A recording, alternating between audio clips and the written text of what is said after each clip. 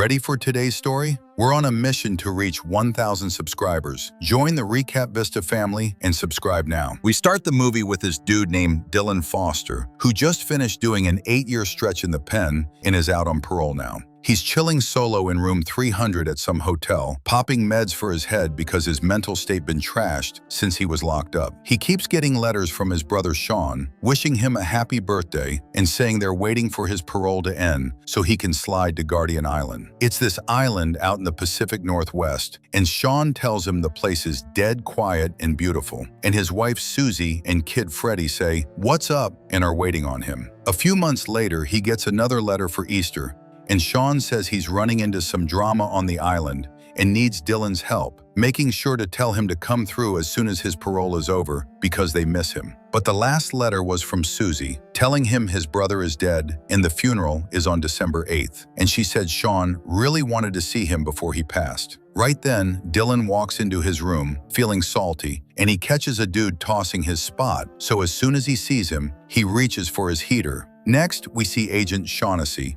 one of the top-tier feds in the FBI, and she's got a whole squad of cops with her as they raid Dylan's room. They hit the bathroom and see a whole lot of blood, and they find a guy tied up in the tub, but lucky for him, he's still breathing. While they're checking the spot, Shaughnessy notices the meds are from a Dr. Alderwood, who's a big-time celebrity shrink. She hits up his house, tells him she's with the Bureau, and starts asking about Dylan.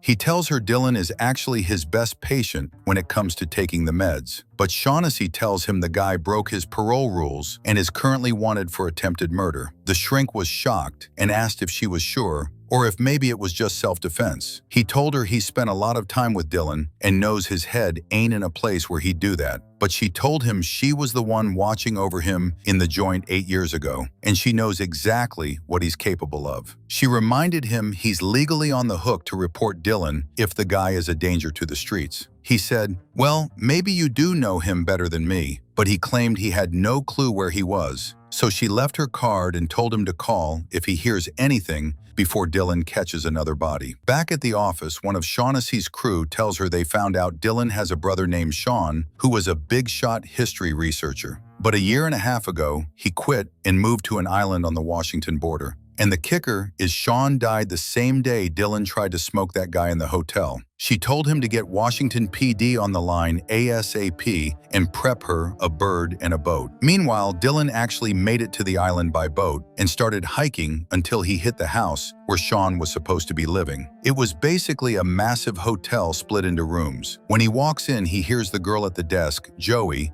joking around with some dude, but when she sees him and hears his name, she says they weren't expecting him and asks if he wants to go to his room or hit the backyard garden with the others. He asks to go to his room first, and once he's there, he stands in front of the mirror practicing what he's going to do when he sees them. We see Dylan has a major issue with social vibes, to the point he's rehearsing "sorry for your loss" steps and what to say. That's why Dr. Alderwood said he was the closest patient to actually getting better. Later, he heads down to his brother's casket and sees his mom. The second she spots him, she gets spooked. And when he gives her his condolences, she treats him like trash and asks, "What you doing here?" He told her the death notice said friends and family were welcome. And she asked him, "You really think you're one of them?" and told him he needs to bounce. It was clear as day that he was the last person she ever wanted to see. When she walked off, he decided to check his brother's body, and he spotted some weird marks under his nails and a wound on his neck. Susie came up and said she didn't think he'd show, gave him props for coming, and told him Sean was saying good things about him before he died.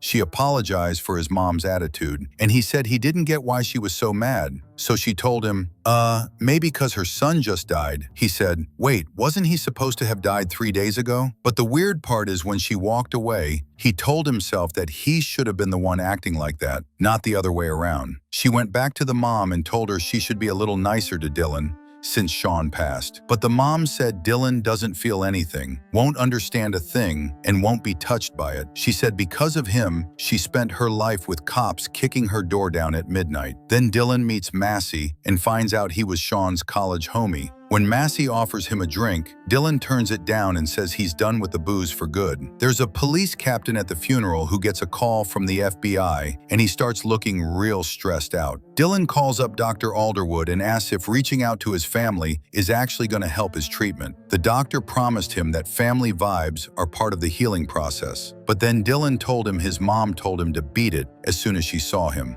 He told him he knew it was going to be rough, but he's got to hang in there and stick to the meds until he's solid. Then he told him, "Remember, you're a different man now. You can't go back to how you were," and made sure he told him to keep taking that lithium and don't forget it. Before hanging up, he asked if anything happened lately he wanted to talk about, but Dylan said everything was Gucci and nothing went down. Meanwhile, the captain rushed to his boat and started looking for something important on his laptop.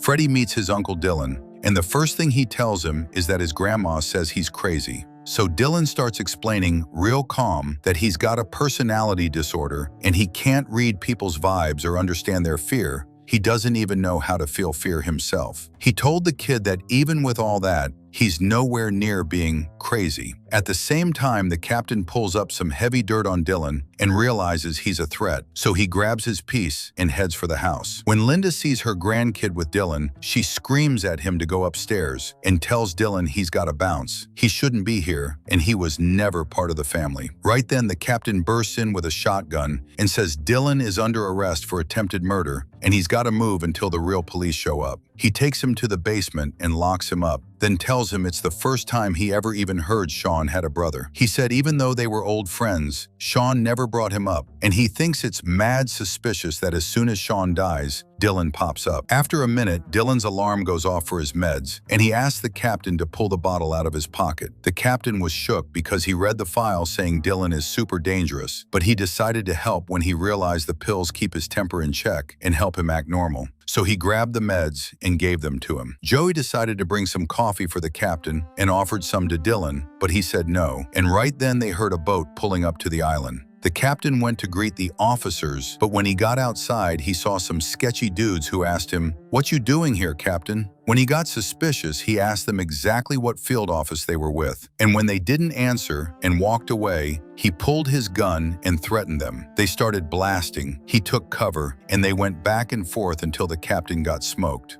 When Dylan heard the shots, he told Joey to go grab the captain's gun so he could handle business. She was hesitant, but he promised he wouldn't touch her, but told her she had to do it. The rest of the gang splits up, with everyone hitting a different spot, and one sniper is perched up on the lighthouse watching the whole perimeter. They burst into the house and round everyone up at gunpoint, snatching their phones and smashing them. When Felix asked Cole why the captain thought they were the FBI, Linda told them, "Because they're actually on their way." Cole told them they weren't changing the plan, and since everyone was terrified, they told him Dylan was in the basement, so he sent a dude named Wimber to check him out. But when he went down, he found Joey locked up instead, so he called Cole and said he found a girl. Cole told him to keep her there until they find what they came for. Suddenly, Dylan jumps him from behind and pummels him until he's out cold. So Joey asks, "You ain't gonna kill him?" He told her he quit the killing game a while ago, but she said the dude is evil and might kill them if he wakes up. He told her, "Fine, you do whatever you want," then took the guy's gun apart and tossed it outside. Cole went to Sean's casket and asked, "Where's my stuff?" That's when we realized these goons are here for something of Sean's, not Dylan. Agent Shaughnessy is on her way to the island and talks to a guy at the office who says all calls to the hotel are dropping. He also said he's got a bad feeling because this is the first time Dylan ever left a trail behind him, and that ain't his style. Hugh is actually in league with the gang and tells them he got made, so he had to move. The gang told him they'd settle that bill with him later. Then Cole tries to get a hold of Wimber, but gets no answer. So he tells a dude named Pike to check it out and tells Blanchard to head upstairs and search. When Hugh felt like they weren't watching, he tried to bolt, and Felix started chasing him down. Before he could clear the fence around the house, Cole ordered the sniper to take him out, and Hugh got smoked with one shot. Joey was about to scream, but Dylan caught her just in time. The rest of the folks in the house started panicking, thinking they were next on the list. Blanchard makes it into the kid's room, grabs him, and takes him down to his mom. Then Dylan and Joey sneak into the house, and Dylan suddenly pulls a knife and cuts Joey's hand. When she screamed, Blanchard rushed out, and seeing her, he thought she cut herself. But Dylan pops up behind him and knocks him out. Cole heads out with his crew to check on Wimber and see who did that to him. Then he sees the photos of Dylan that the captain had. He gets heated and tells his crew Dylan is here, and he thought the guy they sent had killed him. One of his crew reminds him how dangerous Dylan is. The guy is a straight-up psychopath, and last time he killed a bunch of them, including Lansing, Harvey, and Bogota. But they couldn't figure out why he didn't kill Wimber when he had the chance. One of them thinks the pen might have changed him, but Cole said it might be a play and he's leaving him alive on purpose. So he killed Wimber himself and told them whoever smokes Dylan gets Wimber's cut. Dylan takes advantage of the gang being outside, runs into the house, and asks for the key to the steel doors. Susie shows him where they are, and he locks down all the doors and windows with steel shutters. When Cole sees what's happening, he tells them to find a way inside ASAP. Dylan calls the doctor again and asks if there are any exceptions to their rules, saying he's in a spot where he really needs to use his old self. But the doctor insisted he's got to stay strong and solve his problems the right way. He told him if he's torn between two things, choose the one he'll be proud of later. So Dylan decides not to kill Blanchard, ties him up, and starts grilling him on why they're here, but he couldn't get any info out of him. When he goes back up, his mom starts fighting with him again, saying these people are here because of him, and he needs to leave to end the drama. Dylan tried to tell them he had nothing to do with these goons, but nobody bought it, so he decided to listen to them and head out. The gang was trying to blast the steel shutters with the sniper rifle, hoping they could make a hole to crawl through, but they failed. Agent Shaughnessy digs deeper and finds out Sean was drowning in debt, yet he managed to buy that expensive island house. She sees the money came from an anonymous wire transfer. She told her assistant Winger to try and find out who the mystery donor is and let her know ASAP. Before Dylan leaves, he asks Susie how Sean really died. She said he fell off the scaffolding while fixing the lighthouse, and Hugh found him at dinner time. He asked how long Hugh had been working there, and she said less than a month. When he goes out, they write on a white cloth that Dylan is gone. When the gang sees it, they start hunting for him until they spot him running by the boats and they open fire. He manages to dodge them and calls the doctor again, saying he's got too much on his plate and doesn't know how to handle it. The doctor said try starting with one problem first, and one by one, they'll all get solved. The doctor was talking about normal life problems, but Dylan was talking about people he wanted to erase. While Dylan takes a boat and tries to bail, the gang is still trying to storm the house. Massey gets close to the window and tells them Dylan is gone. But Cole said, after what happened, when I get in there, I'm killing everyone.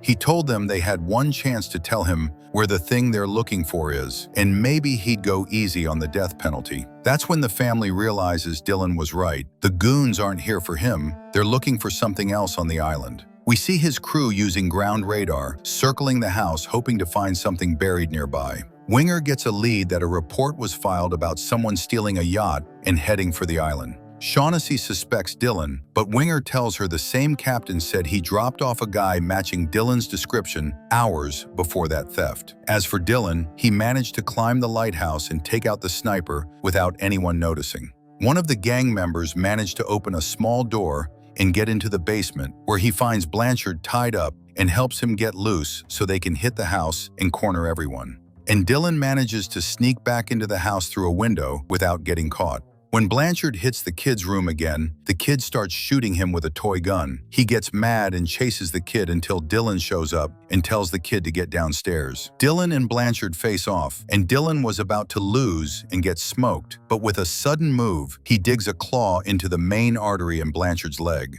The guy falls down paralyzed and passes out in seconds, left to bleed out. The weird part is Dylan felt a sweet rush after that, like he missed the killing. He heads down hyped up, grabs a rifle, and shoots one of the goons who was holding Susie hostage. When the guy sees Dylan is blasting and doesn't give a damn, he drops her and bolts outside to tell Cole what happened. The mom asked him why he came back, and he said these people aren't here for him, and she needs to give him another shot. Cole calls him out to talk, and it's clear they go way back. Cole tries to play on his feelings. He told him, "These people think you're crazy. I'm the only one who knows you're sane," and said Dylan needs to help him find what he's looking for, and everything will be cool. When Dylan told him, "I don't even know what you're looking for," Cole ordered the sniper to kill him, but he found out the sniper was tied up in the lighthouse, and Dylan rushed back into the house.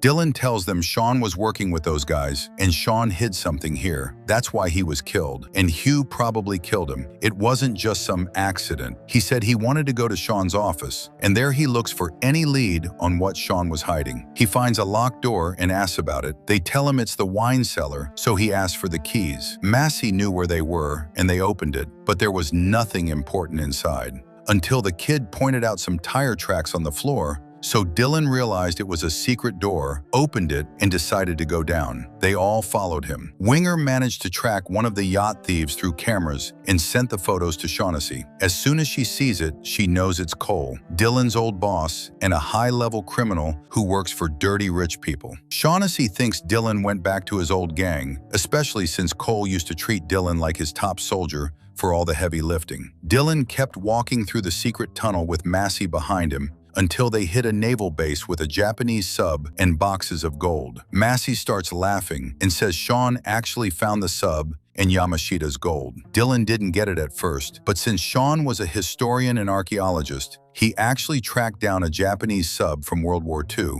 and that gold was what Cole was hunting for. At the same time, Cole and his crew located the tunnel with the radar, seeing it connected the house and the lighthouse. So Cole rushed in and entered the house quiet until he reached them, threatening everyone with a gun to follow him. But Linda stepped in and smashed a bottle over his head to give the others a chance to run. Dylan and Massey started taking heavy fire and ran until they took cover. Dylan decided to call the doctor, who was asleep but had to pick up. Dylan asked if it was okay to use his old ways to defend himself, but the doctor still said no and told him not to think about going back to how he was until he heard gunshots. He asked, "What's that sound?" And Dylan said, "Machine gun fire." Right then the doctor told him, "Do whatever you gotta do to save yourself." The second he heard that, he rushed for the .50 caliber on the sub and started lighting them up until he smoked them all. But as soon as he got down, he saw Cole holding his mom hostage, saying he'd kill her if Dylan didn't cooperate and move the gold out. Even though all Cole's money was only worth 2 gold bars, he said he was taking the rest as interest. So Dylan lugged the gold up until Shaughnessy suddenly appeared and told Dylan he was finally caught red-handed,